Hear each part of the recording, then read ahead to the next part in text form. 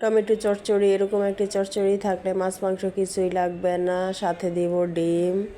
এই চচ্চড়িটা খেতে কিন্তু দারুণ মজা হয়। টমেটোটাকে আমি একেবারে কুচি করে নিয়ে এসেছি, হাফ কেজি টমেটো। আদা বাটা রসুন বাটা দিয়ে দিলাম। এরপর দিয়ে দিব বাকি মশলাগুলো,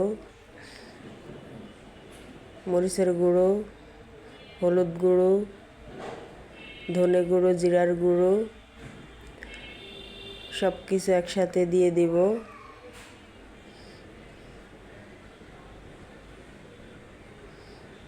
সবাই কেমন আছেন? আমি Tanjum cooking, back to my channel. আপনারা যারা আমার রান্নাগুলি দেখে আমার চ্যানেলটিকে সাবস্ক্রাইব করে আমার পাশে আছেন তাদেরকে জানাই অসংখ্য ধন্যবাদ। এবার দিয়ে দিব 3টি ডিম। ডিম 3টিকে ভেঙে নিয়েছি আমি। আপনারা চাইলে আরও বেশি টমেটো নিতে পারেন, আরও বেশি ডিমও নিতে পারেন। এগুলোকে এখন হাত দিয়ে ভালো করে মাখিয়ে নিব।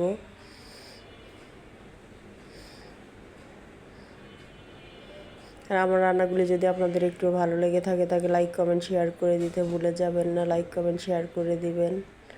এগুলোকে এবার আমি ভালো করে হাত দিয়ে মাখিয়ে নিয়েছি। মেখে রেখে দিলাম 5 মিনিটের জন্য রেস্টে। এবার রান্নাঘরে চলে আসলাম। চুলায় একটি কড়াই বসিয়ে কড়াইটি গরম হয়ে গিয়ে পরিমাণ মতো তেল দিয়ে দিব।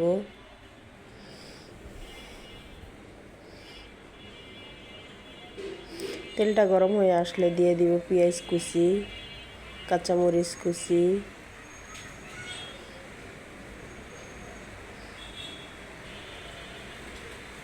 ফ্রিজে কোনো মাছ মাংস নাই, এতে কোনো সমস্যা নাই। এরকম টমেটো আর ডিম দিয়ে চচ্চড়ি করে ভাত কিন্তু খাওয়া হয়ে যাবে।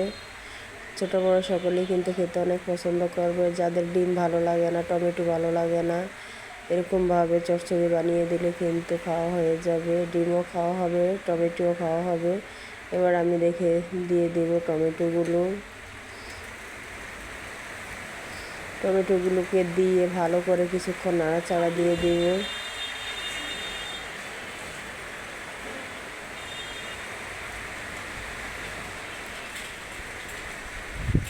চুলাটা কিন্তু এখন একেবারে হাই হিটে আছে।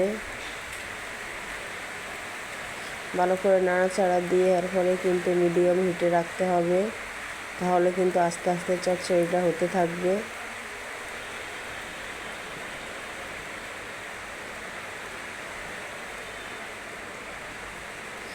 আপনারা যারা আমার রান্নাগুলি দেখেন কিন্তু আমার চ্যানেলটিকে সাবস্ক্রাইব করেন না, আপনাদের প্রতি অনুরোধ রইল আমার চ্যানেলটিকে সাবস্ক্রাইব করে আমার পাশে থাকবেন। স্বাদ মতো দিয়ে দিব লবণ।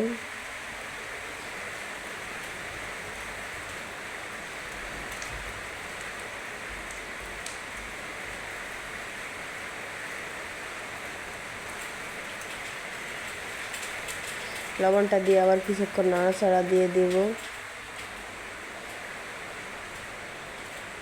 ডিমটা সিদ্ধ হয়ে টমেটোটা কিন্তু ঝরঝরা হতে শুরু করেছে।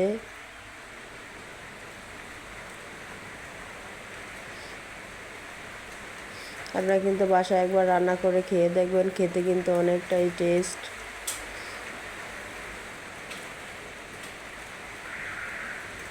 এভাবে কিন্তু রুটি দিয়েও খাওয়া যায়, পরোটা দিয়েও খাওয়া যায়, ভাত দিয়েও খাওয়া যায়।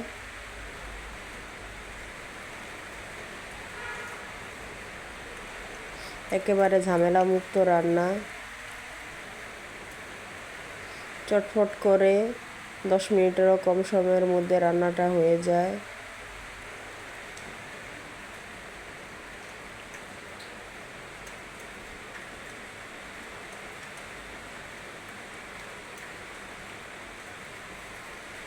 এই যে ডিম টমেটো সব কিছু কিন্তু ঝরঝরা হতে শুরু করেছে। পানিটা একেবারে শুকিয়ে যাবে, ডিম আর টমেটোটা থাকবে একেবারে ঝরঝরা।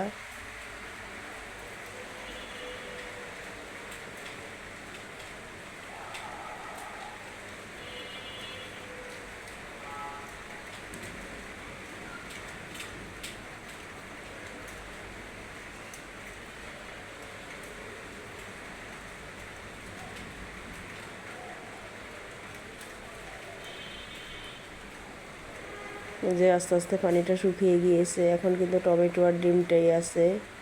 এখন আমি দিয়ে দিব ধনে পাতাটা দিয়ে আবার কিছুক্ষণ নাড়াচাড়া দিয়ে দিব।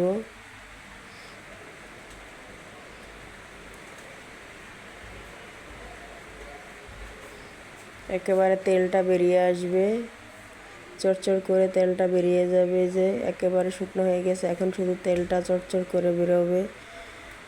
আমার রান্নাটি ছিল আজ এই পর্যন্তই। আগামী অন্য কোনো রান্না নিয়ে আপনাদের সাথে দেখা হবে। সেই পর্যন্ত সবাই ভালো থাকবেন, সুস্থ থাকবেন। আল্লাহ হাফেজ।